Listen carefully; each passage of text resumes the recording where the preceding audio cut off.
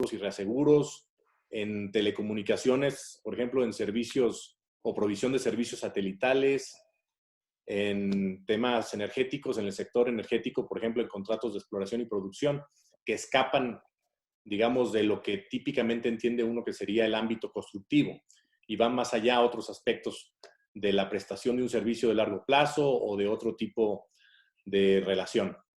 Así es, Alberto. Muchas gracias. Gracias, Salvador. Resalto nada más de tu respuesta la importancia de este método de resolución de conflictos y que no es solo para la industria de la construcción. Sin embargo, Jaime, ALDE, que es una asociación de derecho de construcción, me gustaría preguntarte, con tu experiencia, ¿cuál tipo de dispute board es el más aconsejable en proyectos de infraestructura, en proyectos de construcción, dependiendo también del tamaño de la obra que se vaya a realizar? Muchas gracias. Gracias por la pregunta, gracias por la invitación y un saludo a todos los asistentes al webinar. Excelente pregunta. En nuestra experiencia, nosotros consideramos que los dispute board deben tener tres características.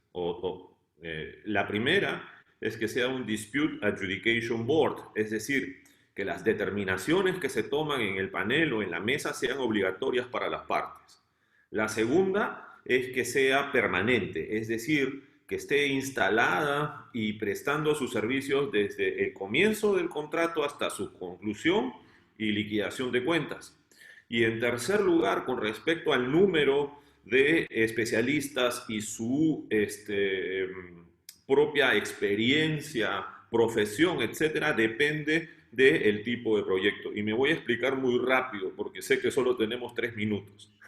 Con respecto al Dispute Adjudication Board, ¿por qué? Porque haciendo obligatorio el cumplimiento, se protege el contrato, se protege el proyecto y en el caso de contratos públicos se protege también al funcionario para que tranquilamente pueda dar cumplimiento, darle la prioridad a la ejecución de la obra y a lo decidido por la mesa, mientras posteriormente puede recurrir ya sea a un juez o generalmente, en mi caso, en el Perú, a un tribunal arbitral.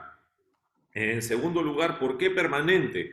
Para de esta manera ganar lo que ya refirieron algunos amigos panelistas antes que yo, que es la función del dispute avoidance, el evitar la disputa. Si alguien está de manera muy temprana con las partes, trabajando con ellas, familiarizándose con el proyecto, familiarizándose con las partes, avisando qué puede salir mal, lo que está dando es incentivo a solucionar los temas de la manera más temprana. Por eso debe ser permanente y no ad hoc.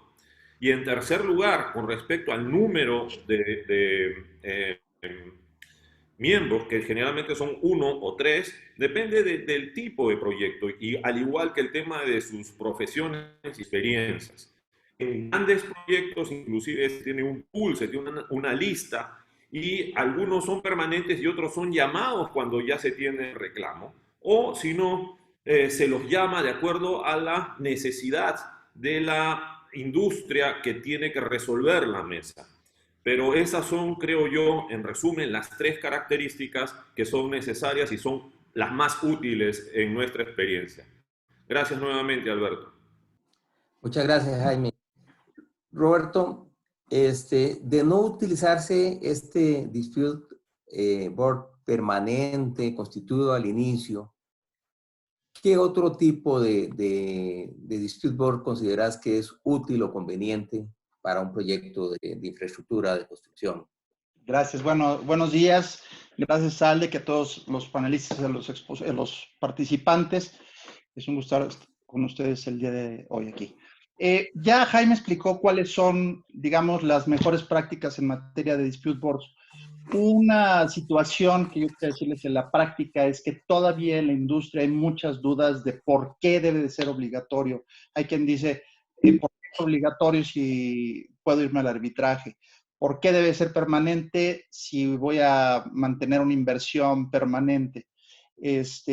Hay muchísimos temas que yo creo que en este panel se van a resolver, pero sin embargo, yo quisiera decirte, Alberto, que en la medida en la que hay diferentes intereses de la industria pueden integrarse diferentes paneles o dispute boards. Por ejemplo, Jaime hablaba del adjudication board, que es una decisión firme del dispute board que sea vinculante. Hay, sin embargo, otro tipo de dispute boards, los DRBs, que son dispute review boards, o que, por ejemplo, en Estados Unidos tienen un gran uso y no necesariamente son vinculantes en todos los casos. Entonces, hay partes que prefieren tener un DRB en lugar de un DAB. También hay partes, y esto lo vamos a tratar un poquito más adelante, que ni siquiera han leído adecuadamente el contrato que acaban de firmar y no saben que tienen que nombrar un dispute board. Y entonces ya como para el 25, para las 12, se dan cuenta de que tienen una bronca y, oh, sorpresa, no puedo ir al arbitraje directamente, tengo que irme al dispute board y se ponen desesperadamente a buscar una mesa. Realmente también esto es conveniente por los motivos que van a explicar un poquito más adelante mis compañeros, pero yo les podría decir que lo más importante de escoger un sistema o no es el siguiente: que las partes estén convencidas de que el dispute board, sea un DAB o un DRB, va a funcionar para los efectos de su proyecto. Número 2, que las partes entiendan perfectamente el rol de la mesa o dispute board para el efecto de solucionar sus controversias. Y 3, que entiendan muy bien el proceso que se lleva a cabo. Este no es un arbitraje chiquito, esta no es una mediación compleja, tiene sus características muy particulares y por eso creo que este tipo de seminarios es fundamental para poderle dar a conocer a la industria en general sus beneficios y sus particularidades, que creo que están dando muchos frutos. Gracias, Roberto. Gracias. Quería volver a molestar a Jaime por su experiencia en estos temas y sobre todo por su participación en dispute board como el de los Juegos Panamericanos de Lima. Jaime, ¿cómo es que se conforman estos dispute board? ¿Cómo se contratan a los integrantes? Y la pregunta clásica que hacemos los abogados: ¿qué pasa si una parte no quiere nombrar a un miembro de dispute board y obstruye o trata de obstruir la conformación de un dispute board? ¿Cómo opera ya en la práctica esta situación? Nuevamente, Como dijo Roberto.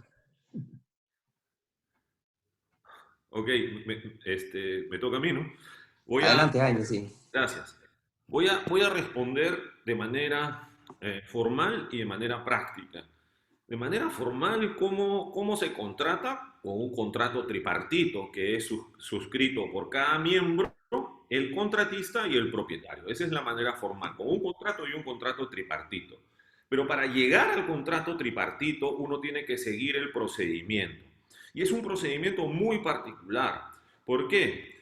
Porque cada parte propone al experto. Esto es de manera general siguiendo las reglas más conocidas como las ICC y FIDI. Cada parte sugiere a su contraparte una persona para que su contraparte la acepte. Esto es muy importante porque no se trata, como en el arbitraje, de nombrar a alguien y que mi contraparte tenga la posibilidad de impugnar el nombramiento. Aquí lo que se quiere es que el nombramiento finalmente surja del acuerdo de las partes. Por eso se propone y el otro acepta. Y es así como en una mesa de 3 personas, cada una de las partes sugiere y otra acepta a la contraparte, al sugerido de la contraparte. Nombrados los 2 primeros, luego nos vamos al presidente. El presidente es nombrado generalmente por los 2 miembros ya aceptados. Eso en cuanto al procedimiento, es en cómo se nombran y cómo se contratan. Pero tú has hecho una segunda pregunta y es muy importante, Alberto. ¿Qué pasa si una de las partes quiere bloquear el nombramiento y no acepta o no responde o no nombra a quien les corresponde? Al respecto, te debo decir que las reglas nos llevan de manera inevitable a buscar una solución y es que haya siempre una entidad nominadora residual. Por ejemplo, en las reglas ICC, será la ICC quien nombra a este miembro del Dispute Board. O en el caso de FIDIC, será FIDIC, que tiene además la lista del presidente, donde estará nombrándose al miembro. De esta manera se evita el bloqueo del nombramiento y finalmente el funcionamiento del Dispute Board, que además tiene otra característica, y es que es una regla que el ir al Dispute Board es necesario, es condición prearbitral para luego ir al arbitraje. Correcto, correcto. Muchas gracias, Jaime. Me queda muy claro.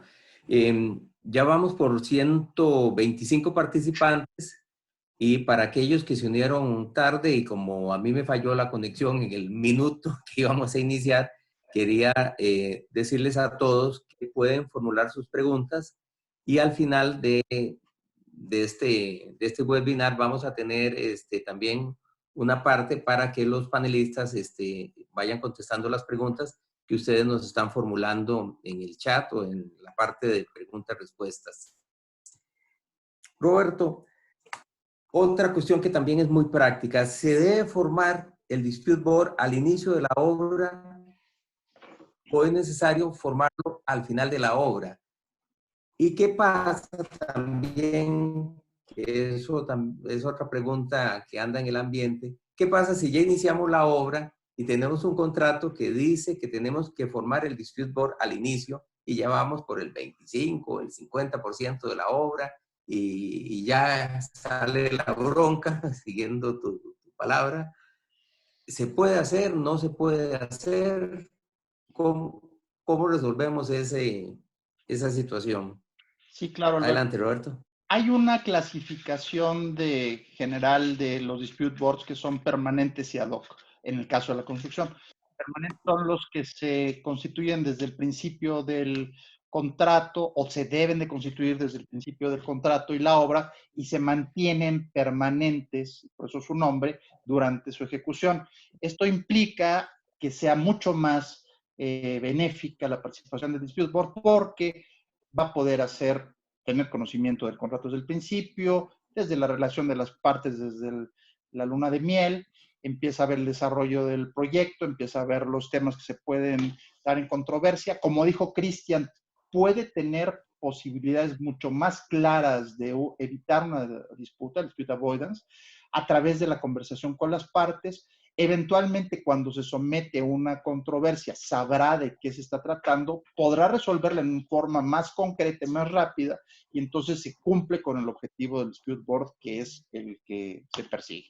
Ahora bien, hay los que se llaman ad hoc, y ad hoc quiere decir una de dos, que aún habiendo estado permanente, las partes deciden simple y exclusivamente acudir para la solución de una controversia específica o varias controversias específicas al dispute board, lo nombran para este tema y puede llegar a desaparecer después de que la controversia ha sido resuelta.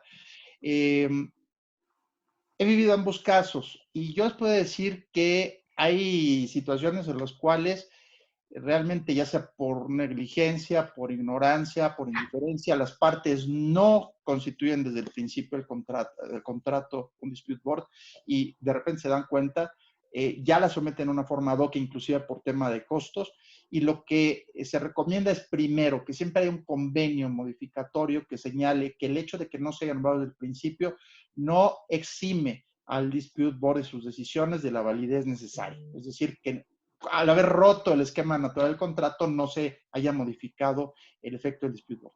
Segundo, que al plantear las controversias, estas están sujetas en un tiempo y espacio determinado en cuanto a la participación, pero la decisión, si es un, como dice Jaime, será exactamente igual. La decisión será vinculante y tendrá los efectos necesarios. Ahora, en cuanto a tu última pregunta, que si se puede formar cuando la obra lleva un avance de lo que sea, sí se puede formar en cualquier parte.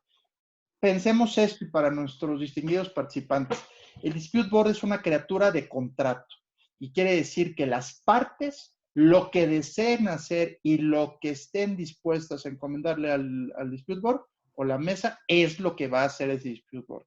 El dispute board no puede ir más allá de lo que les pide las partes y por lo tanto es muy importante que las partes les señalen claramente qué quieren hacer sin perjuicio de que hay reglas de tipo procesal como las FIDI que ha hablado Cristian o las reglas de ICC o las de algunas instituciones arbitrales tipo CAIC, por ejemplo, u otras, o como la OPEU, en Perú, que tienen sus propias particularidades. Entonces, recordemos, siempre se puede pactar cualquier cosa. Lo importante es primero entender la figura. Gracias. Gracias, Roberto. Muy amable por tu respuesta. Me queda muy claro. Aquí en Costa Rica se ha hablado a veces de que no se conformó el dispute board al inicio y entonces que ya no se podía hacer. Y hay que tener claro esa situación de que es una figura contractual a voluntad de las partes. Fernando, te tengo discriminado, estás abajo de mi pantalla y no te he hecho preguntas. Hay un tema y ya lo he visto en algunas preguntas del público. ¿Por qué vale la pena gastar en un dispute board? ¿Es un costo más en la obra? ¿Es un costo que se refleja en un posible arbitraje después y que entonces no resuelve nada? ¿Vale la pena realmente invertir en un dispute board? Y le pregunto a Fernando esto porque Fernando es parte del dispute board del Metro de Sao Paulo.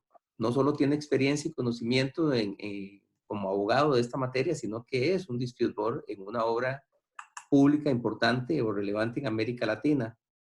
Fernando, ¿vale la pena invertir en un dispute board? Alberto, muchas gracias por dejar de discriminarme.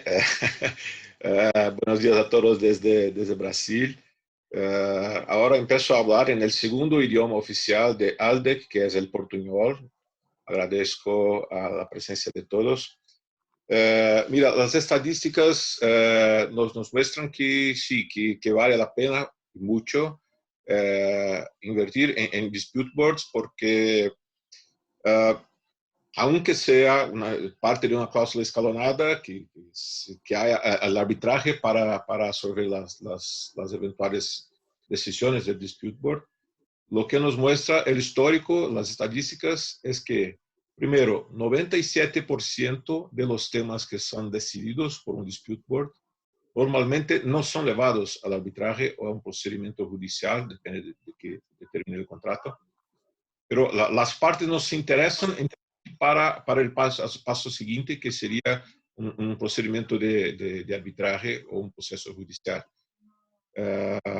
Y de las decisiones que son hechas por el dispute board, normalmente lo que pasa es que cuando las partes la llevan para un otro ambiente, para un arbitraje o para un procedimiento judicial, una parte muy pequeña de los temas son cambiados por los árbitros o por los jueces.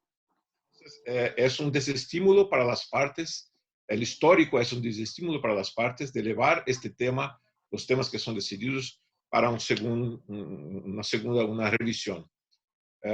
Entonces, por ejemplo, la primera experiencia del Banco Mundial que se pasó en Honduras en el año de 1980, 100% de los temas que fueron sometidos a los dispute boards fueron definitivamente resolvidos. No hubo un único caso de se llevar el tema al arbitraje.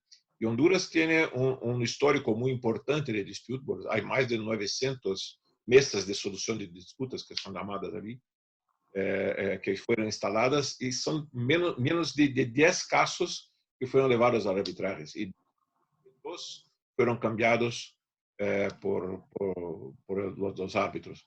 Y esto se da porque normalmente la calidad de las decisiones del dispute board es muy alta, por dos razones. Primero, porque los miembros normalmente son elegidos entre ingenieros muy experientes y abogados que son especialistas en derecho de construcción. Y segundo, que los miembros, por estar presentes en el desarrollo de la obra, por tener contacto directo con los temas que son sometidos, pueden decidir de una manera más cercana de la realidad. Esto da a las decisiones una calidad muy alta y es un desafío para seguir para otras instancias. Gracias, Fernando. Salvador, una pregunta que también surge mucho en Centroamérica. ¿Funciona igual un dispute board para un proyecto de obra pública que para un proyecto de obra privada particular? ¿O básicamente los dispute boards son solo para los grandes proyectos de obra pública y para los grandes proyectos de inversión privada. ¿Cabe los pequeños o no? Sí, Alberto. Claro, se pueden usar los dispute boards en proyectos privados de construcción y en proyectos, digamos, de un tamaño razonable, que no necesariamente sea una mega obra. Por ejemplo, se pueden usar en todo ese tipo de proyectos a los que me refería cuando intervine antes. Sin embargo, para que tenga sentido la incorporación de un dispute board, digamos, se estima que deben cumplirse algunas condiciones. Primero, que se trate de un contrato o de un proyecto a mediano o largo plazo. Eso es muy subjetivo finalmente, pero estamos hablando de un proyecto que vaya a durar, digamos, mínimo 6 meses o más, para que pues, todo el proceso de integrar el dispute board y lo demás no tome más tiempo que el que se acabe la obra, ¿no? Después, que se prevea la posibilidad de que surjan disputas durante la ejecución del contrato, ya sea por la naturaleza de las prestaciones a que se obligaron las partes, la interacción que se va a esperar que exista entre las partes o los riesgos inherentes del proyecto. Digo, puede haber proyectos de construcción que sean demasiado sencillos, lineales, que quizás no exista la posibilidad de que exista una gran cantidad de disputas, pero en la regularidad de los proyectos de construcción pues son complejos y casi todos caerían en la, digamos, o sería el check de este requisito. Después, que el valor del contrato permita razonablemente asumir el costo del dispute board. Aunque esto del costo es muy relativo, ¿no? Primero, ya que, como se dijo por Fernando, el costo de un dispute board pues, es marginal. Si hablamos de estadísticas, el Dispute Resolution Board Foundation dice que si tienes un proyecto de construcción donde no surgen disputas, el costo del dispute board va a estar cerca del 0.05%. Y si tienes un proyecto complejo, donde sí surgen disputas y las tiene que atender el dispute board durante el camino de la ejecución de la obra, pues el costo del dispute board en ese proyecto complejo va a andar alrededor del 0.25% del costo total de la obra, que si lo vemos, digamos, realmente en perspectiva, pues es marginal. En segundo lugar, para ahorrar costos en proyectos cuya cuantía no sea tan grande, se puede utilizar un dispute board con un solo miembro, ¿no? Y a fin de cuentas, también hay que tomarlo en cuenta. Contar con un dispute board es como contar con un seguro. Finalmente estás comprando una prima de seguro que te va a ayudar a evitar costos mayores de arbitrajes o litigios y te va a ahorrar, digamos, honorarios de abogados, honorarios de peritos, o tiempo de toda tu gente en la organización de prepararse para un arbitraje, que es muy distinto. Prepararse para un arbitraje es como ir a una guerra nuclear y estar con un dispute board y atendiendo las reclamaciones que se presentan.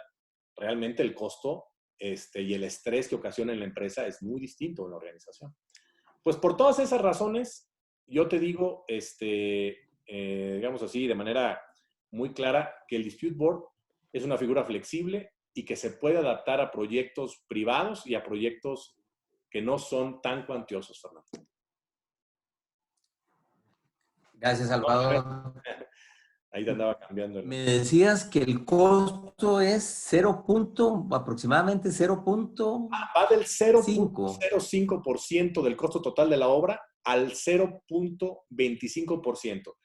El rango bajo es cuando tienes, y es la mayor cantidad de los proyectos, cuando ni siquiera se presentan disputas. El tener el dispute board ahí te ayuda a que no se generen disputas. Podrá haber claims o reclamaciones, y esas se tramitan normales. El dispute board, en su figura particularmente de avoidance, te ayuda a evitar tener esos, digamos, disputas, y el costo se reduce. El porcentaje alto, el rango alto del 0.25 es cuando tienes un proyecto grande, complejo, donde sí surgen disputas que tienen que ser atendidas por el dispute board y que se constituye, y los miembros del dispute board le gastan más horas y cobran más dinero por tener que atender esas disputas. Pero estamos hablando aún en el caso alto del 0.25% del costo total de la obra. Perfecto. Gracias, Salvador. Muy, muy claro. Interesante esos números para el público que nos está preguntando al respecto. Fernando, para no discriminarte, te voy a hacer dos preguntas. Dos preguntas en una que también he visto que el público las está haciendo. Durante el curso de la obra, ¿cuál es la tarea del Dispute Board? Básicamente resolver los conflictos que las partes les están sometiendo, o, digamos, la segunda pregunta sería si el Dispute Board, cuando hace sus visitas a la obra, puede tener una labor de evitar conflictos, de aconsejar. Ellos dan recomendaciones técnicas, le dicen al constructor cómo hacer la obra o le dicen al propietario qué cambios tiene que hacer al alcance. ¿Cómo funciona eso ya en la práctica y en tu experiencia? Bueno, bueno, voy a explicar un poco de la historia que vivimos hoy en el metro, que creo que ilustra y responde y contesta a esta cuestión. Cuando empezamos esta actividad hace 2 años, la obra ya seguía por un año entero. Las partes tardaron un año para constituir el Dispute Board. Y cuando empezamos había ya 13 temas para serem discutidos. E o ambiente da obra estava muito complicado. As partes estavam peleando muito. Na primeira reunião, na segunda reunião que tuvimos hasta que impedir que um engenheiro agredisse, pegasse ao engenheiro da outra parte. Então, havia uma hostilidade muito grande. De esses 13 temas que nos foram submetidos, ayudar a las partes a resolver prácticamente todos. Tuvimos que decidir 4 temas y solamente 4 de 13. Por lo tanto, 9 temas fueron arreglados por las partes con la ayuda de los miembros del Dispute Board durante 2 o 3 reuniones que tuvimos. Entonces, la principal actividad del Dispute Board es ayudar a las partes a resolver sus problemas de manera autocompositiva, por el acuerdo. 70% de los temas que son llevados a un Dispute Board, por las estadísticas, son resolvidos por las partes sin la necesidad de una decisión. Y hoy lo puedo confirmar esta estadística porque el histórico que tenemos hoy en 2 años de actividad en el metro son de 30 temas y solamente 8 decisiones. Por lo tanto, 22 temas fueron arreglados por las partes con nuestra ayuda. Esta es la estadística que tenemos en nuestro caso concreto hoy. Entonces, esta es la principal actividad. Las visitas en la obra las hacemos siguiendo con las partes. Normalmente evitamos de recomendar por iniciativa propia, sea lo que sea. No nos metemos en la ejecución de la obra, cómo se debe ejecutar la obra. Estamos allí como si fueran consultores. Entonces tenemos que ser preguntados para poder contestar. No es recomendable que tomemos la iniciativa de decir a las partes lo que tienen que hacer, a menos que nos pregunten, porque es posible que aquel tema que estamos nos metiendo sea un tema que después tenga que ser decidido. Entonces es importante que no tengamos dado una opinión previa sobre los temas. Por eso es mejor que estemos listos para atender a las provocaciones, pero no tomarnos la iniciativa de decir a ellos lo que tienen que hacer. Hasta porque los ingenieros normalmente a ellos no les gusta que personas que están fuera de la obra actúen sin ser llamados. Es una característica. Bien, Fernando, muchas gracias. Jaime, en tu experiencia también como miembro de Dispute Board, ¿nos podrías describir un poco, en el poco tiempo, desgraciadamente, que tenemos, cómo es la vida?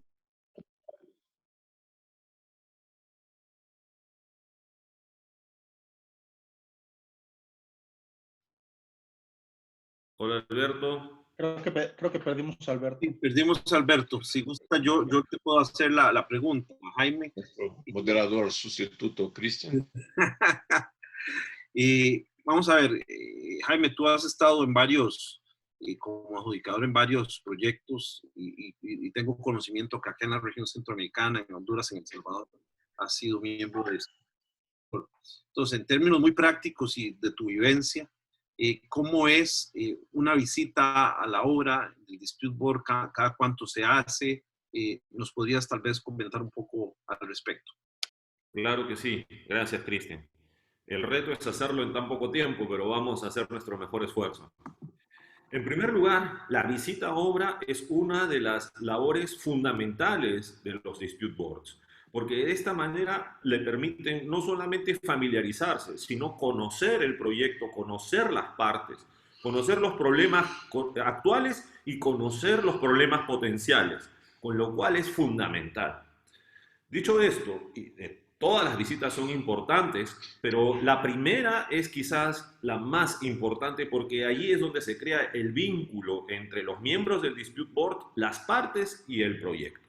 Sin embargo, creo que existen algunos puntos que pueden ser compartidos durante todas las visitas. Y a esos me voy a referir.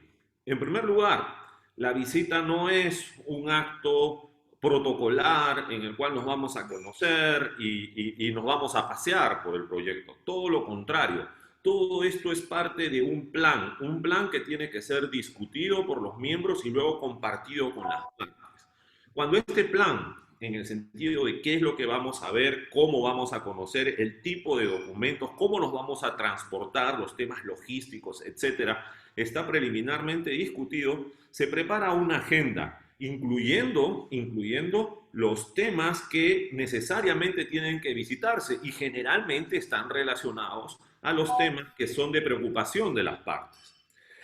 En tercer lugar, antes de ir a la obra, se reúnen los dispute boards con las partes para entender dos cosas. Uno, sus preocupaciones, ya no de manera obvia, sino de manera directa. Y en segundo lugar, para ver el avance de la obra, el cronograma. Eso es importantísimo también. Y los miembros van apuntando esas preocupaciones luego de ir a la obra. Si esta reunión es en el día anterior a ir a la obra, pasa algo maravilloso. Cuando vamos a obra, la mitad de esos problemas han sido resueltos por las dos partes directamente esa noche. Y eso tiene una explicación que vamos a darlas más adelante porque ya estoy con 2 minutos y algo. Y ya yendo a obra y completándose el recorrido, es fundamental el crear confianza, con lo cual es importante que los miembros de los dispute boards siempre estén con los representantes de las partes, siempre los escuchen y que el miembro haga preguntas, no afirmaciones. De esta manera contribuye a ese objetivo común, que es el proyecto. Y si es posible, todos en el mismo carro, vamos todos en el mismo carro con las partes. Y si para eso necesitamos un bus, tendremos un bus. Y en este caso, COVID-19, muy grande para cumplir con el distanciamiento social. Finalmente, se elabora un acta. Y en esa acta se relata de manera neutral qué es lo que hemos visto, cuáles son las preocupaciones de las partes, cuáles son las tareas, etcétera. Eso, creo yo, Alberto, Cristian, es lo común en todas estas visitas. Y como pueden ver, los aspectos logísticos y prácticos son importantes y van a tener un liderazgo, una dirección, que es crear confianza y crear un ambiente en el cual las mismas partes pueden solucionar los temas y solo de manera residual presentar reclamos que deberían ser resueltos por el Dispute Board. Gracias, Jaime. Creo que Alberto está de vuelta. Así es, Alberto. Ya estamos de vuelta. Muchas gracias. Sí, no sé, tenemos varios conflictos con el internet aquí en mi casa y tengo una disputa con mis hijos, creo, por el internet. Un dispute board para eso. Sí, pero los padres siempre perdemos la disputa con los hijos, así que vamos a tratar de mantenernos conectados mientras tanto. Roberto, aparte de las visitas a la obra, entre visita y visita, el Dispute Board hace revisión de los documentos, correos, correspondencia que se cruzan las partes y da seguimiento, digamos, a potenciales conflictos por vía de videoconferencias, llamadas telefónicas, esta revisión de documentos, o solo van a la obra una vez por mes, por decir algo. Gracias, Alberto. No, hay una labor muy importante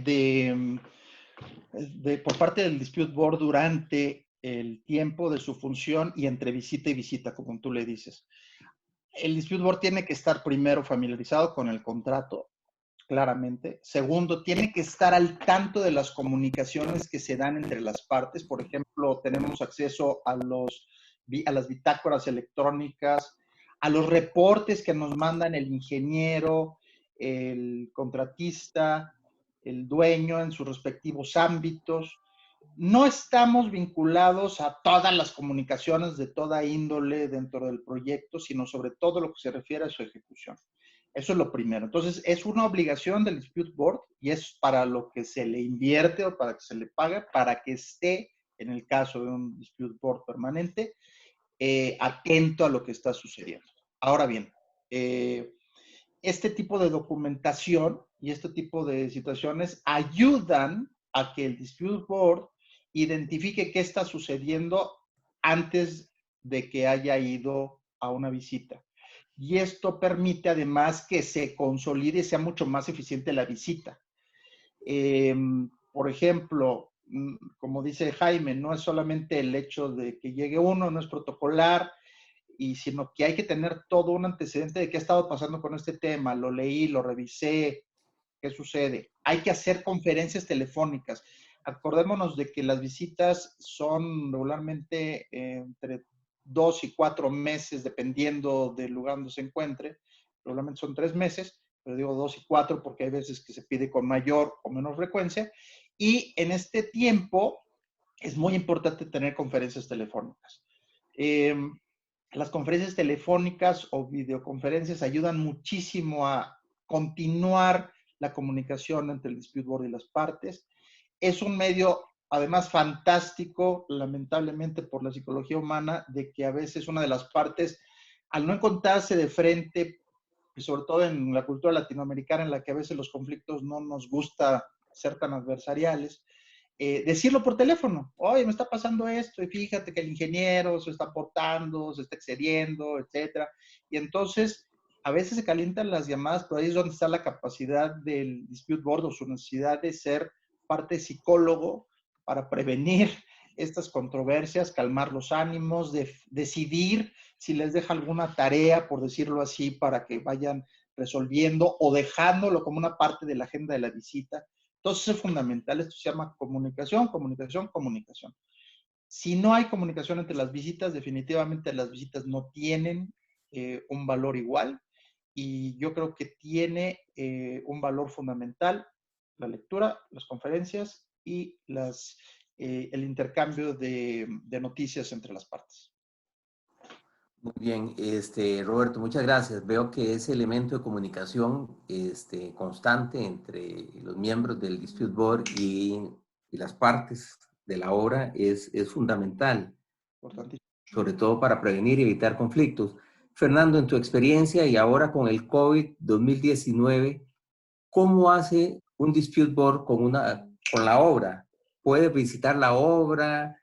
En fin, ¿cómo lo hace operativamente? ¿Cómo funciona un Dispute Board en estos tiempos de pandemia? Bueno, ya tuvimos que cancelar una visita que debería ocurrir en la semana pasada. La cancelamos y ahora marcamos una reunión virtual como esta que estamos teniendo ahora para la próxima semana, donde las partes van a hacer la presentación normal de la obra. Lo hacen por una presentación de PowerPoint, que la tenemos después en archivo. Podemos preguntarles todo lo que pasa, pero lo haremos todo virtualmente. Y las visitas físicas tendrán que esperar hasta que todo esté liberado.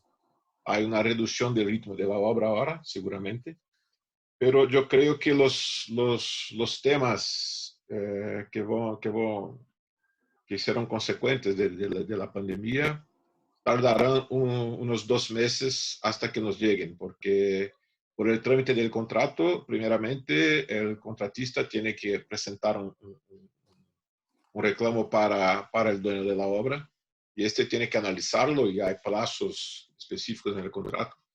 Y solamente cuando el dueño de la obra dice no para los reclamos, que se lleva el tema para el Dispute Board. Entonces, todo ese trámite va a llevar, creo que, unos 2 meses después del término del isolamiento social que estamos viviendo. Pero estoy seguro que tendremos mucho que discutir con las partes y recomendar que negocien, que sean bastante flexibles en sus posiciones después. Y quería acrescentar añadir algo que fue dicho por Roberto sobre los periodos de las visitas. Yo fui llamado a ayudar a las partes a implementar un dispute board en una obra que es muy rápida. Es una obra de reconstrucción de una pequeña ciudad que debe ser terminada en 1 año. Es imposible, todos lo saben, pero este es el reto que tienen. Y allí hay un dispute board que se reúne todos los meses en la obra. A cada 25 o 30 días ellos están en la obra para ver todo, porque hay muchos conflictos, porque están involucrados el Ministerio Público, hay asociaciones de la ciudad, hay muchos stakeholders en vuelta de la obra. Entonces hay muchos temas que se discutir todo el tiempo. Entonces las visitas físicas se dan a cada 25 días y mientras una y otra hay muchas discusiones por videoconferencia, porque este es el ritmo de esta obra. En el contrato FIDIC se recomienda a cada 3 o 4 meses una visita, pero dependiendo del tiempo de duración de la obra o mismo de la intensidad de los conflictos, las partes deben se arreglar con los miembros del Dispute Board para decidir cuál es la periodicidad más adecuada para este caso específico. Gracias, Fernando. Ahora, pasando ya a los conflictos. La bronca, como dice Roberto, y esto es normal en construcción. Tenemos varios temas que a pesar de la existencia de un dispute board no nos hemos puesto de acuerdo. Salvador, ¿cómo se maneja un dispute board ya con reclamaciones específicas? Tengo un proyecto, tengo 5 temas donde no logramos ponernos de acuerdo, lo hemos hablado. ¿Opera eso igual que un arbitraje, con un procedimiento, testigos, peritos?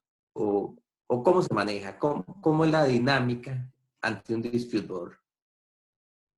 Sí, Alberto. No, el procedimiento ante un dispute board es mucho más sencillo e informal que un juicio o que un arbitraje inclusive. Sin embargo, al igual que con otros procedimientos, los plazos son perentorios y hay que cumplir con ellos. No porque sea más informal no quiere decir que no tenga plazos y que son importantes esos plazos. Cada formato de contrato, es decir, por ejemplo el FIDIC o algún otro por ahí que hay bastantes en la industria, o cada reglamento de dispute board tiene sus particularidades y sus tiempos. Pero típicamente, y asumiendo que estamos en un standing dispute board, uno de esos permanentes, y de manera sumaria, el procedimiento para llevar una disputa ante el dispute board comienza con la notificación de una reclamación a la contraparte conforme al contrato. Ya que si no se da oportunamente estas notificaciones, esos claims no se notifican oportunamente, puedes estar en un caso de caducidad o prescripción. El ejemplo típico de esto son las notificaciones, por ejemplo, de FIDIC. Tiene su flexibilidad y sus asegúnes, pero es importante darlas. Después, en caso de que no tengas una respuesta favorable de la contraparte o del ingeniero, en el caso de los contratos que prevén la figura del ingeniero, y después de haber dado la notificación de insatisfacción con la resolución del ingeniero, la parte interesada puede presentar una notificación de sometimiento o demanda al dispute board. El dispute board, no hay reglas así escritas como si fueran en piedra, pero en general le va a dar la oportunidad a la contraparte de presentar su postura y se podrá tener o no una o varias reuniones o audiencias, que la verdad no es una audiencia como un arbitraje en un juicio, es mucho más informal, es más de forma de una reunión. Y el dispute board, particularmente en los modelos de contrato FIDIC y algunos otros que ya prevén esta figura o la impulsan de manera, digamos, específica, durante este periodo también tiene la responsabilidad de buscar avenir a las partes. Se guarda la forma de que las partes son las que le piden en esta etapa al dispute board el que las trate de avenir, pero el dispute board inclusive bajo el FIDIC 2007 les puede sugerir a las partes, pídanme que yo haga el esfuerzo de avenirlas. Si no son fructíferos esos esfuerzos de solucionar el conflicto, el dispute board durante ese proceso, posterior a la notificación de sometimiento, tiene plena discreción para solicitarles a las partes toda la información que considere necesaria, para realizar inspecciones, para realizar entrevistas con cualquier gente del proyecto, para pedir que se genere algún tipo de prueba o hacer las pruebas que estimen pertinentes previo a la emisión de su recomendación o decisión. La recomendación o decisión en la mayoría de los reglamentos o formatos de contrato tiene un plazo. Tiene que emitirse dentro de un plazo perentorio también. Una vez emitida la recomendación o la decisión, la diferencia entre recomendación y decisión tiene que ver si escogiste un Dispute Review Board o un Dispute Adjudication Board, ¿no? Pero la obligatoriedad para las partes dependerá finalmente del modelo de contrato que escogiste o del reglamento que elegiste y el tipo de Dispute Board que escogiste para tu proyecto. Pero en esencia, la idea es que las partes cumplan con la decisión o la recomendación apenas ésta se emite y se les notifique, independientemente del derecho de las partes, a su vez, de manifestar su inconformidad mediante una notificación, ¿no? A efecto de que la parte que esté interesada en nulificar, digamos, la recomendación o decisión del Dispute Board o la parte afectada por el incumplimiento de la otra parte con la decisión o recomendación del Dispute Board pueda iniciar el arbitraje. Así, muy sumariamente, eso sería una descripción del procedimiento, Alberto.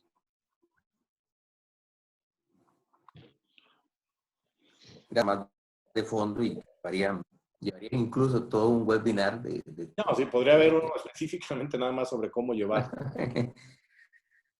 Claro. Fernando, una pregunta práctica que siempre tienen las empresas de construcción. ¿Qué valor jurídico tiene una decisión de un dispute board? ¿Qué lado jurídico? Perdón, ¿puede repetir? Te presenté el conflicto y se resolvió. ¿Qué valor jurídico y práctico esa decisión? Mira, normalmente los temas que se ponen a los dispute boards son temas técnicos, pero con repercusión en el contrato. Pero cómo el contrato debe tratar los temas técnicos que son traídos por las partes. Y la normalmente lo que tenemos en Latinoamérica son dispute adjudication boards, o sea, las decisiones son vinculantes. Lo que quiere decir que la parte puede contestarla, puede buscar una revisión de la decisión en el arbitraje, pero tiene que cumplirla desde el principio. Es un compromiso que tienen por el contrato. Las decisiones no son jurisdiccionales, no hay naturaleza jurisdiccional en la actividad del dispute board, pero sí una naturaleza contractual. Las decisiones son, en principio, provisorias, son sujetas a revisión y no son definitivas, pero en caso de adjudication boards deben ser cumplidas desde el principio. Si ocurre después, en una sentencia arbitral, la modificación de la decisión del dispute board, seguramente la obra tendrá terminado, entonces las partes tienen que resolver con pérdida de daños, con indemnizaciones pecuniarias. Es la manera de hacerlo. Entonces, la naturaleza de la decisión es contractual, no es jurisdiccional, y el cumplimiento en caso de adjudicación es obligatorio, independientemente de haber una revisión arbitral o judicial.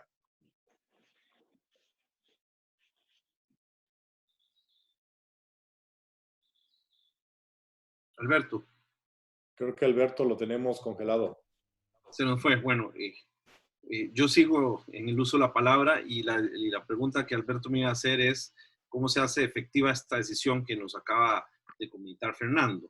Desde mi punto de vista, por su naturaleza misma, como decía Fernando, la decisión de un dispute board es contractualmente obligatoria, por lo que debe ser efectiva en sí misma. Sin embargo, en caso de que una de las partes no quiera cumplir con la decisión del dispute board, pues para hacerla efectiva tenemos que ir al proceso arbitral. Acá es importante los porcentajes de confirmación, por así decirlo, de las decisiones de los dispute board que nos hablaba anteriormente Fernando, que son en rangos de entre un 85 y un 90% son confirmadas por el tribunal arbitral esas decisiones. Se dice en la jerga que aquí hay un principio de pague ahora y reclame después. Y este principio es enfocado en qué es lo mejor para el proyecto. Y lo mejor para el proyecto es que termine en tiempo, calidad y precio. Entonces, para eso, pues, las partes deben, en la medida de lo posible, pues, cumplir una vez que la decisión sea emitida. Ahora, aquí lo importante es qué rol juega el dispute board durante este proceso. Es decir, si tenemos unos adjudicadores que están haciendo esas visitas periódicas a las obras, que tienen una comunicación constante con las partes, que han ayudado a resolver otras disputas, el valor de esa decisión para las partes va a ser un valor más que jurídico, ¿no? Va a ser un valor, van a estar convencidas de que eso es lo mejor. Voy a pasar a otra pregunta para Salvador. ¿Cuál es la diferencia esencial entre la decisión arbitral y una decisión de un dispute board? ¿Es correcto decir, me voy de una vez al arbitraje, tengo una decisión final y me economizo tiempos en el dispute board? A ver, sobre la primera pregunta, la principal diferencia entre una decisión arbitral, entre un laudo y una decisión o una recomendación de dispute board es que los laudos arbitrales son ejecutables en términos de la Convención de Nueva York y de las leyes arbitrales de cada país. Mientras que las decisiones del dispute board o las recomendaciones del dispute board, si bien son obligatorias contractualmente, no son per se ejecutables ante los tribunales judiciales. Si las quieres hacer ejecutorias, tendrás que ir al arbitraje y pedir una medida cautelar. Seguramente te la van a dar. Hay muchos precedentes internacionales que apoyan el que se les tiene que dar efectividad de inmediato a las decisiones de los dispute board para que surta efecto lo que decía Cristian. Paga ahora y discute después. La segunda pregunta, Cristian, no es una pérdida de tiempo ir a un dispute board, al contrario.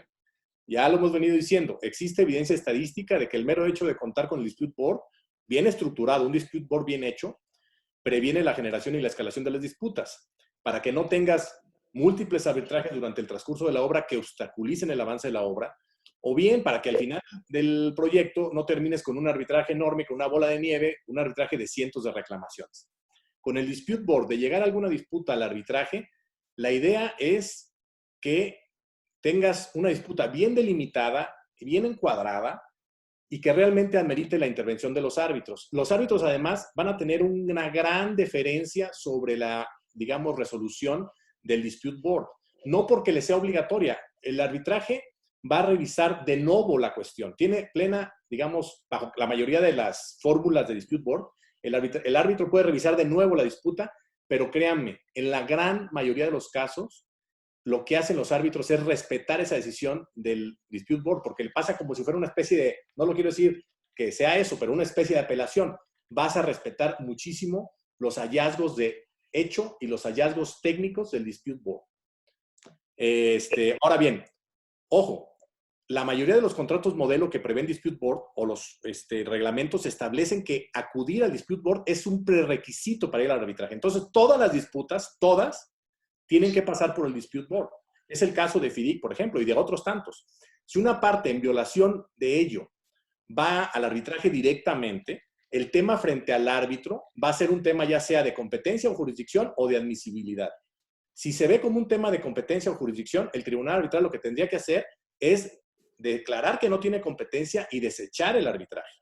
Si se ve como un tema de admisibilidad, lo que tendría que hacer el tribunal arbitral es suspender el arbitraje, decirles a las partes que no puede continuar sino hasta que haya una decisión o una recomendación del tribunal arbitral, del dispute board, entonces regresarán y retomarán el arbitraje.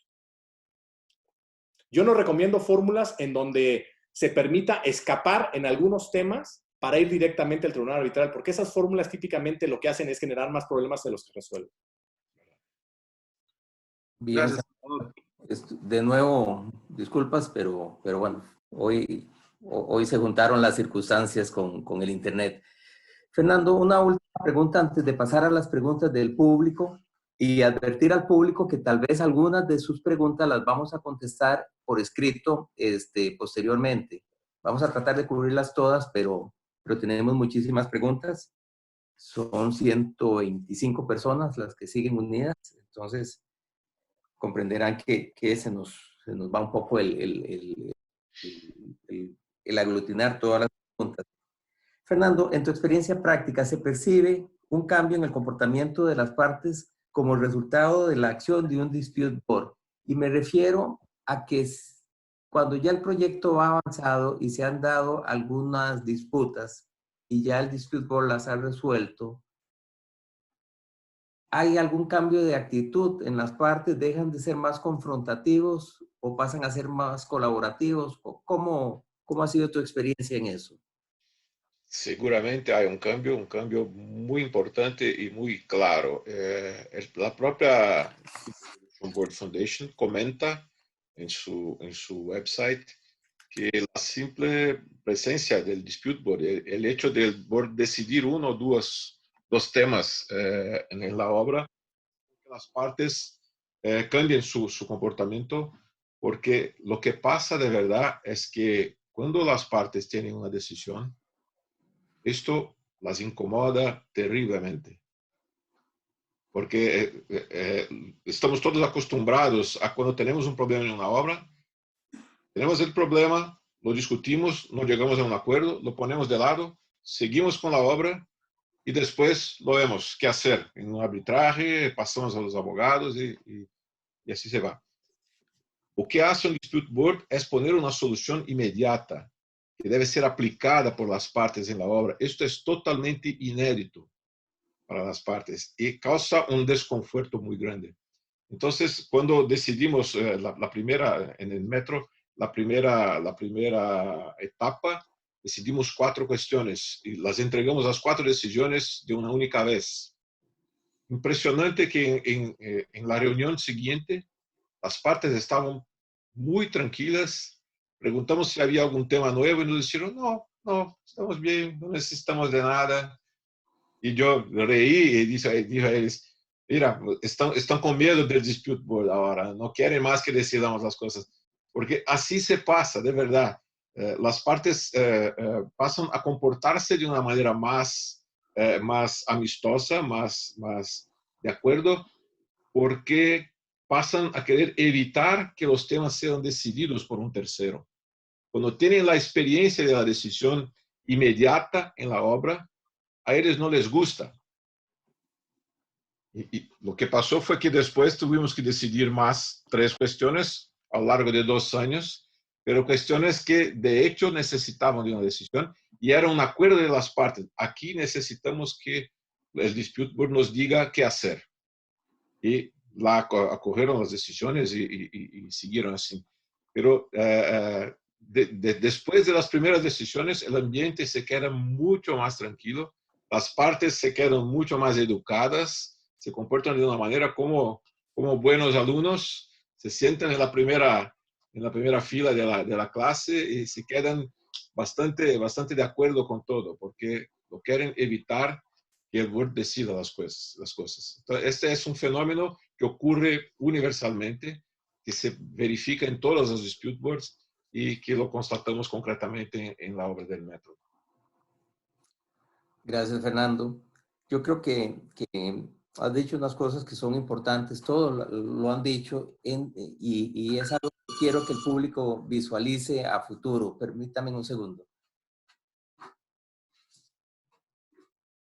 Listo. Tenemos un mundo en crisis, en pandemia, con una situación social y económica que se vislumbra catastrófica o sumamente crítica.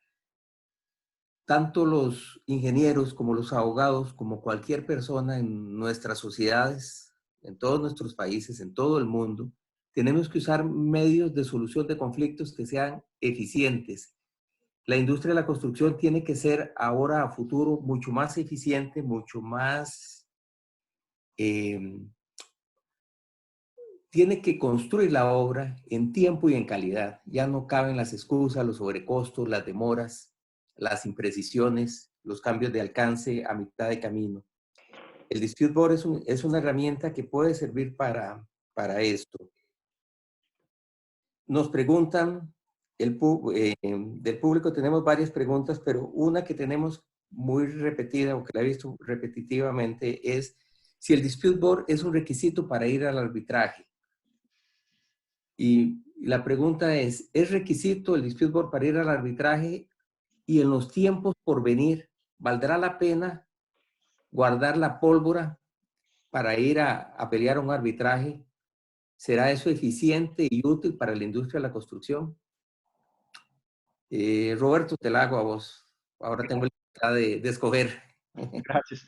Yo creo que es fundamental. En este momento estamos viviendo un tema crítico por las suspensiones de las obras, pero va a venir más por una razón, y además no lo estoy diciendo yo, lo dicen entidades financieras, de seguros, afianzadoras. Viene un problema de liquidez muy grave. Viene un recorte de los comercios, viene una situación diferente a la que hemos vivido. En muchos países se ha abusado del tema de la construcción a través de los claims, a través del rechazo de los claims. Creo que tenemos que vivir un nuevo contexto ideal, como tú lo dijiste, de balance equilibrado entre el que ejecuta y el que paga. Y esto quiere decir que no van a desaparecer las controversias, van a continuar, pero hay que buscar métodos que sean suficientemente prácticos, eficientes, rápidos, para que las controversias se resuelvan rápidamente. Hemos, por ejemplo, pensado en las conciliaciones y las mediaciones. El tema en Latinoamérica, que a pesar de que se va a empujar, es que muchas personas no creen todavía en las mediaciones, y creo que ese es cuando hay una muy buena fe entre las partes. El siguiente paso en la temperatura de los proyectos va a ser un dispute board, y ese dispute board va a permitir que cuando se le nombre a expertos, personas que estén en la industria, que entiendan el valor de la liquidez, el valor de que un contrato no se suspenda, de un proyecto no se suspenda, el valor de los recursos de las partes. Entonces yo creo que el dispute board va a constituirse en un elemento fundamental para que todos los que estemos en un proyecto lo recomendemos.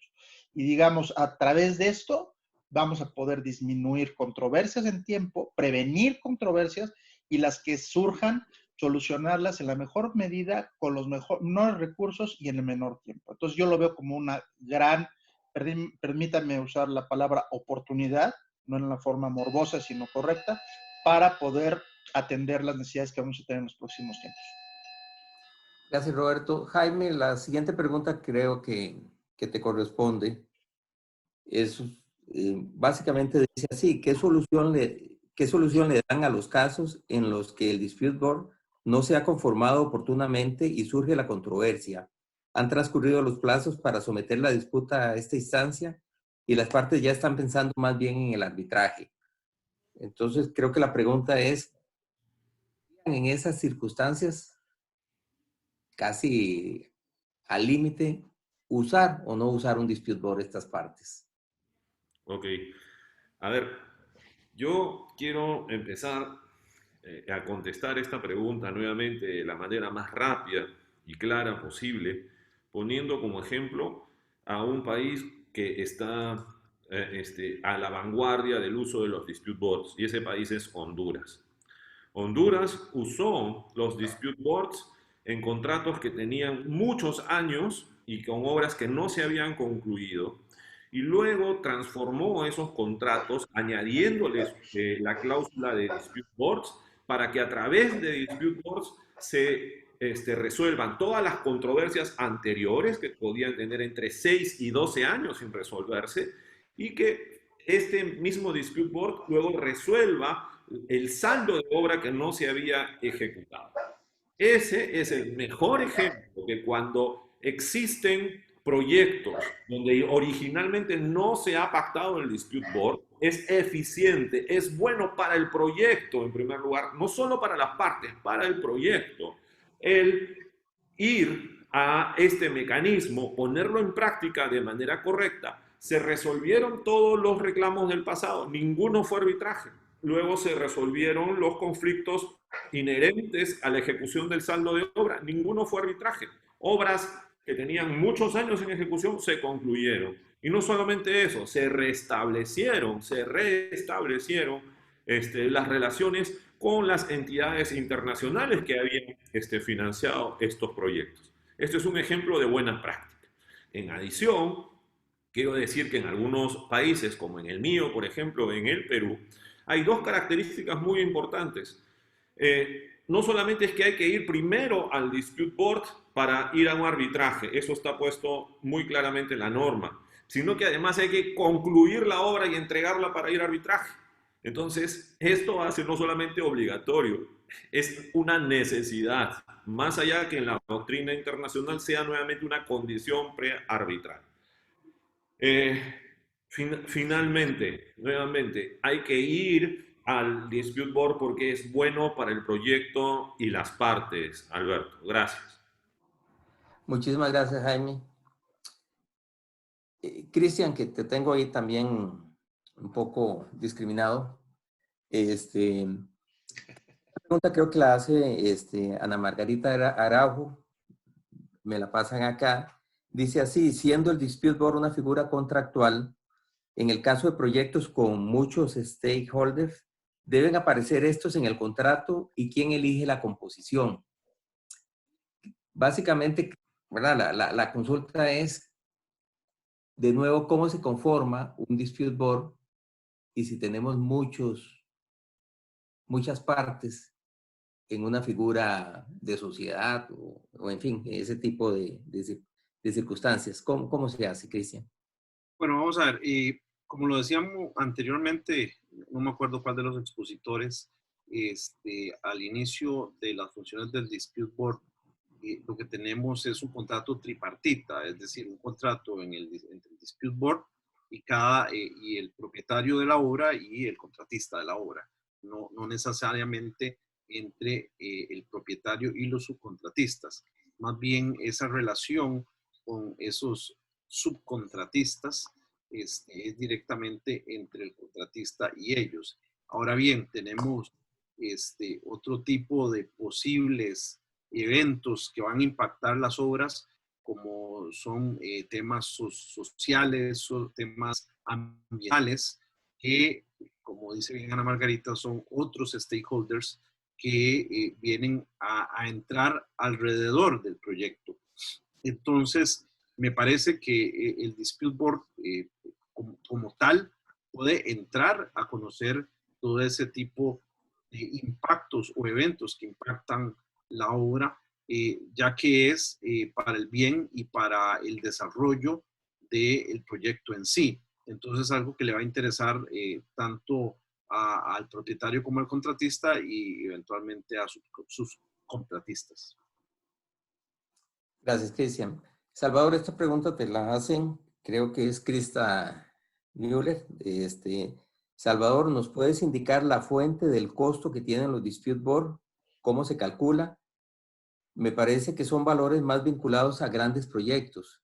Se refiere a los porcentajes que habías dado en tus respuestas anteriores. ¿Cómo se calcula esa fuente de costo de los dispute board? Pues, a ver si entendí la pregunta de Krista. El costo del dispute board se forma por los honorarios de los miembros del dispute board, por sus gastos, conforme están pactados en el contrato con ellos, porque hay un contrato con los miembros del dispute board para conformarlo. Típicamente eso es costo horario por el tiempo que se le invierte por los miembros del dispute board en estudiar no solamente las disputas, sino los reportes que les hacen llegar periódicos las partes, por el tiempo que desde que se constituye al principio de la obra hasta que se termina, le tienen que dedicar en esa interacción con las partes. Entonces, típicamente el costo es horario, aunque también se puede pactar en el contrato con ellos que haya un costo, por ejemplo, fijo por cada disputa que atienden y resuelven. También hay esas fórmulas, pero ese es el costo de ellos. Ahora, los porcentajes son en relación del costo total de la obra, en relación con ese costo total, y es un promedio. Es decir, aquí se mete a la bolsa proyectos grandes y proyectos chicos. Obviamente, respecto de un proyecto chico, lo recomendable es buscar una fórmula viable de dispute board para que el costo sea razonable. Aquí hablamos durante el panel de que se puede hacer un dispute board unimembre, de una persona en lugar de 3, para que sea más económico. Si puedo añadir algo, los valores son libres, normalmente son diarias o por horas, pero hay una referencia que es importante, que es una recomendación que hace la ACCI, la Cámara de Comercio Internacional, que sugiere que las partes arreglen con los miembros del dispute board un valor fijo mensual y un valor de diaria que corresponde a 50% del valor mensual. Y la CCI recomienda que el valor sea algo como $2.500 por mes y $1.250 como diaria cada vez que el dispute board visita una obra o cada vez que tiene que reunirse o estudiar para decidir una cuestión. Te puedo decir por la experiencia que tenemos que el costo promedio gira en torno de algo como una mensual y media por miembro a lo largo de toda la obra. Entonces sería un valor mensual más medio valor mensual como promedio a lo largo de toda la obra. Si pensamos en $2.500 por miembro, hablamos de $7.500 como valor mensual y más 50% de esto como un valor promedio. Esto sería una referencia para dar, para que las personas puedan saber de qué estamos hablando exactamente como costo, ¿no? Gracias, Fernando. ¿Se calcula esos honorarios sobre el monto del contrato de construcción? No, ¿O no es hay vinculación estándar? entre el monto del contrato de construcción y el valor que se paga a los miembros del Dispute Board. Es como si fueran consultores. Se paga por hora o por diarias. No hay vínculo con ese valor que Salvador estaba mencionando. Es un valor que se calcula como promedio por las estadísticas mundiales que tenemos. Pero no hay vinculación. El criterio para establecer el valor de los montos de los dispute boards no es el valor de la obra. Es el valor de una diaria de acuerdo con el costo normal de horas de ingeniero, horas de abogado, cosas así. Perfecto. Muchas gracias, Fernando. Por efectos de tiempo, creo que tenemos que ir terminando. Tengo una última pregunta que la he visto en 2 o 3 ocasiones. Básicamente dice aquí, ¿quiénes asumen los honorarios del Dispute Board en una licitación de obra pública? ¿Asumen estos honorarios el Estado mediante una partida presupuestaria o el contratista con fondos privados?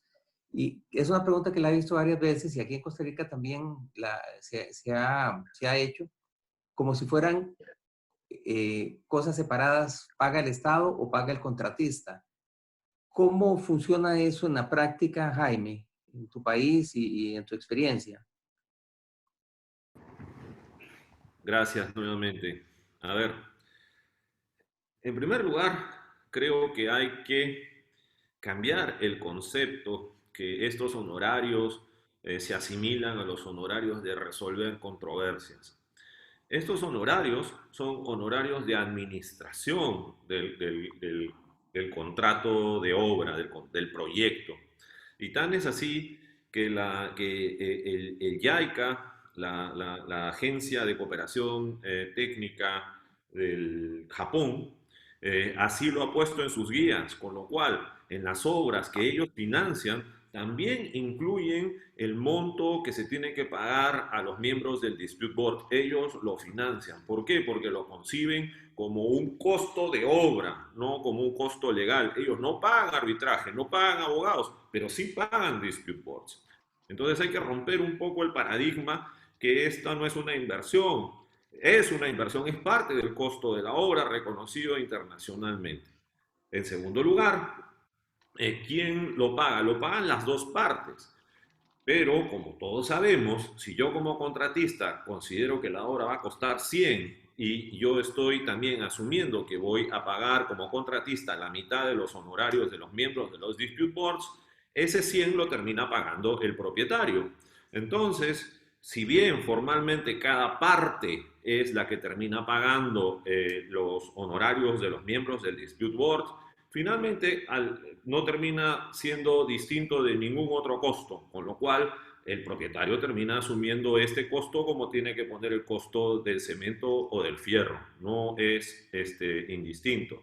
Y esto es una inversión que le ayuda no solamente a reducir los montos de reclamos infundados, sino de mejorar el proyecto. Donde han habido los dispute boards generalmente han contribuido y las obras han acabado a tiempo y con la calidad necesaria. Entonces, hecha la matemática, es una gran inversión a favor del proyecto. Gracias, Jaime. Una última pregunta a nuestro presidente, al presidente de ALDEC, a don Cristian Díaz, y también que no lo presenté, también es representante de Costa Rica ante la Dispute Board Foundation, lo cual es un gran honor para Costa Rica. Cristian, me preguntan acá que si es necesario o recomendable que una institución administre los procedimientos de los Dispute Board, si eso es conveniente o no.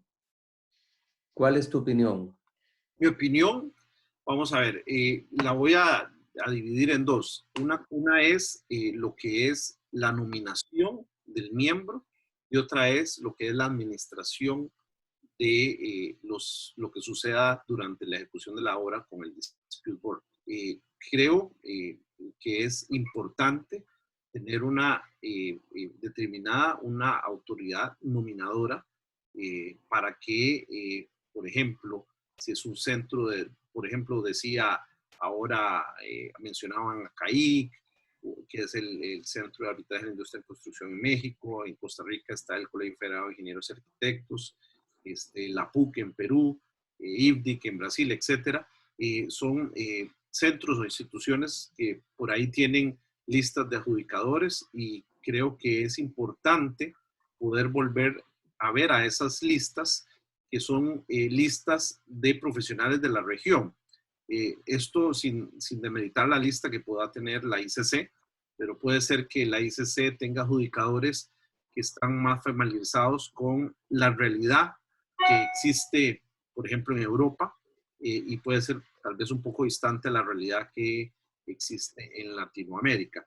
Entonces, sí veo con muy buenos ojos que una autoridad nominadora local o regional o varias regionales sean las que les ayuden a las partes a poder tomar las decisiones sobre cuáles son los perfiles de los adjudicadores que necesitan.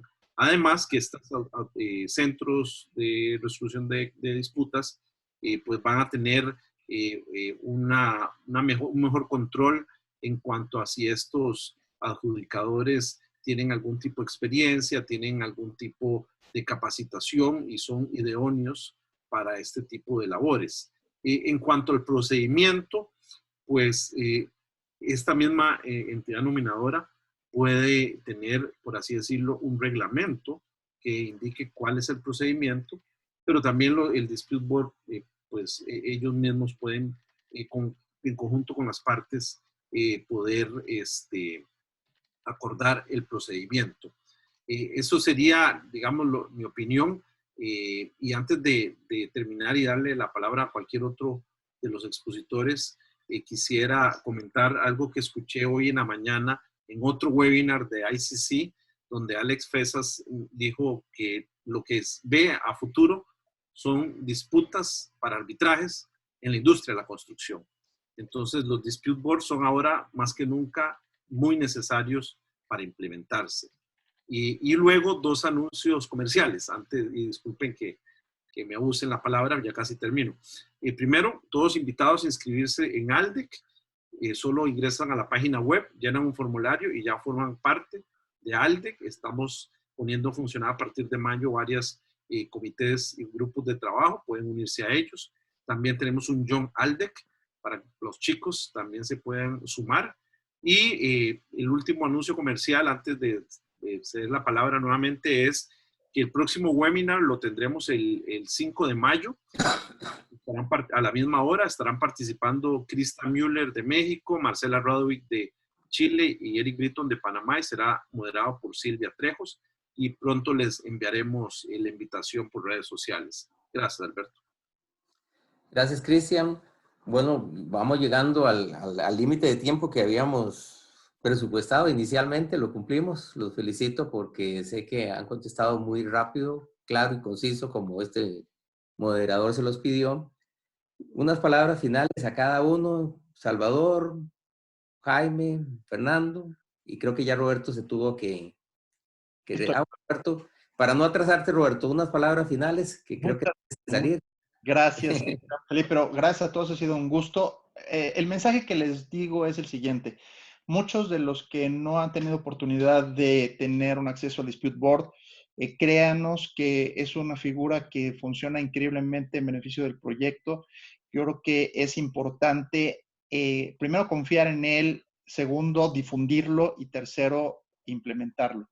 El tema presupuestal, el tema de operación, el tema de procedimiento continúa en la duda de ingenieros y abogados, pero en la medida en la que se vayan difundiendo y disipando dudas, creo que podremos contar con un medio de solución de controversias muy eficiente. Y lo dejo hasta ahí. Muchísimas gracias, Alberto, y queridos compañeros y asistentes a esta conferencia. Muchas gracias, Roberto. Mucha suerte. Gracias. Salvador, unas palabras finales. Sí, Alberto, me uno a las felicitaciones a Aldec, a tu excelente moderación. Y sencillamente diría que en Latinoamérica tenemos diferentes grados de avance en el uso de los dispute boards, pero sin duda que hay muchísimo trabajo por hacer. Hay mucha piedra por picar. Tenemos que dar confianza a los potenciales usuarios de nuestros diversos países de que la figura funciona. El reto, particularmente en México, es convencer a las empresas de construcción de que sean los impulsores de esta figura frente a los promotores de los proyectos, al propio gobierno. Está en la ley, pero a veces no se usa, o cuando se usa mal. Tenemos de verdad mucho apostolado que hacer y este tipo de eventos aportan mucho. Sencillamente hay que seguir trabajando. Saludos a todos. Muchísimas gracias, Salvador. Fernando, unas palabras finales. Bueno, agradezco por la audiencia de todos y me gustaría recomendar el sitio electrónico de la Dispute Resolution Board Foundation, que es drb.org. Allí hay muchas informaciones sobre Dispute Board. Hay un manual que se puede accesar. Y recomiendo también a aquellos que tengan interés en involucrarse más con los Dispute Board que se asocien a la DRBF, que es una entidad que para países en desarrollo, como somos prácticamente todos que estamos aquí, hay un costo muy y es una entidad que es muy activa y que siempre promueve discusiones sobre dispute, promueve talleres y conferencias y todo. Es un ambiente internacional bastante interesante y bastante desarrollado. Los recomiendo a todos que se acerquen más, porque es un tema encantador. Todos los panelistas que aquí están, funcionarios de Dispute Board, hablamos de esto mundo afuera hace muchos años y en los últimos años estamos podemos verificar que se está desarrollando en Latinoamérica de una manera mucho más exponencial, que nos gusta mucho. Y estamos seguramente todos a disposición de la audiencia para contestar las preguntas por email y que nos interesa mucho que todos estén muy bien informados sobre el Dispute Board y que lo puedan aplicar en sus contratos futuros. Muchas gracias. Muchísimas gracias, Fernando. Jaime, tus palabras. Agradezco nuevamente la invitación, agradezco la paciencia de los asistentes y sus preguntas. Y yo quiero terminar con dos ideas nada más. La primera es la siguiente, y es la teoría del ornitorrinco. El ornitorrinco es un animal muy curioso que parece un pato, pero no es un pato, ¿no? Tiene pelambre, etc. Y eso yo muchas veces lo asimilo a lo que es un dispute board. Mucha gente dice, esto es mediación, mediación asistida, negociación, negociación asistida, es un prearbitraje, es un mini arbitraje, es un arbitraje. No, no es nada de eso. Es un ser distinto, independiente y con sus propias características, como el ornitorrinco. Y hay que respetarlo, no confundirlo con otro animal, así se parece. Entonces hay que entender esta figura para poder sacarle el mejor provecho. Y el segundo es, pruébenlo. Finalmente funciona. Entonces no hay mejor manera de convencerse que usándolo. Y cuando vean lo que todos ustedes, mis amigos panelistas, han dicho en el sentido que las partes cambian, empiezan a colaborar, vamos no a la argumentación, vamos a los hechos, les va a gustar. Gracias nuevamente a todos. Un honor. Muchísimas gracias. Bueno, yo primero agradecerle profundamente a ALDE, que la organización, a Silvia Trejos, a Cristian, la organización, la dinámica, la voluntad de seguir adelante con ALDEC en estos tiempos tan difíciles. Creo que estos eventos nos unen a todos de diferentes partes de nuestra América, nos unen y nos permiten compartir conocimiento experto de una manera también muy coloquial y muy casera, muy bonita. Quiero decirles a los 100 días que todavía están con nosotros que este webinar se grabó y va a ser puesto en el canal de YouTube de ALDEC. Y de nuevo, sigan las páginas de LinkedIn y de Facebook y la de YouTube, y en fin, nuestras redes sociales, donde se está brindando información sobre derecho de construcción. Ahí hay algunas lecturas incluso que pueden ir bajarlas, consultarlas, para todo aquel que quiera profundizar en el conocimiento y el uso de esta figura. Vamos a hacer más webinar a futuro. Estamos muy satisfechos y muy orgullosos de tener tanta gente el día de hoy siguiendo este seminario. Y de nuevo agradecerle a Cristian, a Salvador, a Jaime, a Fernando y a Roberto su amable participación. Me han hecho muy fácil la labor de moderación y ha sido un placer enorme. He aprendido muchísimo de ustedes y espero volverlos a ver pronto. Muchísimas gracias a todos por habernos seguido el día de hoy. Gracias. Tengan buen día. Saludos. Gracias. Bye. Gracias, adiós.